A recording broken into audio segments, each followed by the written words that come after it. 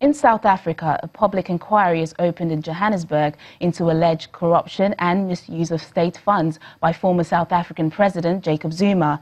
In a scandal known as state capture, Mr. Zuma is accused of granting the Guptas, a wealthy business family, influence over government appointments, contracts and state-owned businesses. Former Finance Minister Pravin Gordhan estimates that nearly $7 billion of public funds were looted through corrupt practices, although both Mr. Zuma and the Guptas deny any wrongdoing. The inquiry panel does not have powers to arrest or persecute, but the evidence it collects can be used in future for prosecution. Ugandan President Yoweri Museveni has dismissed concerns over the health of opposition MP Robert Kyagulanyi, better known as musician Bobi Wine, calling them fake news. There have been reports that Mr. Kyagulanyi was gravely injured when he was arrested last week after being accused of treason. In a statement, Mr. Museveni says that he has checked with army doctors and they told him that he has no injuries. However, his supporters and a coalition of civil society organizations have called on security officers accused of torturing opposition lawmakers to be put on trial. Meanwhile, Ugandan activists say Bobi Wine and his supporters are being targeted because they symbolize the latest wave of opposition to President Museveni.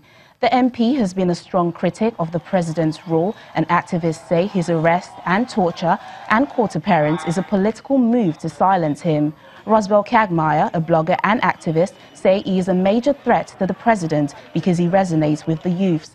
Mr. Wine became a magnetic presence on Uganda's political scene after a surprise entry into politics with a landslide win as an independent candidate in a parliamentary by-election last year.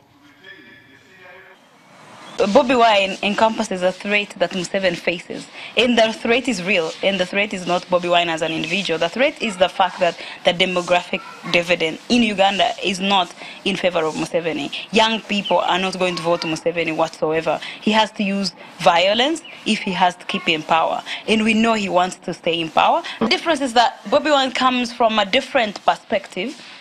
He's a young person.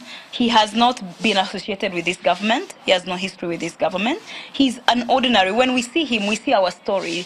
Like in all of us, younger people in this country, we see our story and we see the future. He might not, I'm not saying, a lot of people say, oh, he's going to be the president or something. I don't believe that he might be or he might not be, but I believe that he's a good political mobilizer. I believe that he has a very good skills as a political mobilizer. Whether he can be the president or not is a whole different game. But as of now, he has shown that he's capable of rallying Ugandans, and the fact that he doesn't have to do a hard job. Ugandans are waiting, young people are waiting. They are the ones coming. So when you single out Bobi Wine, it's like thinking you have finished everything.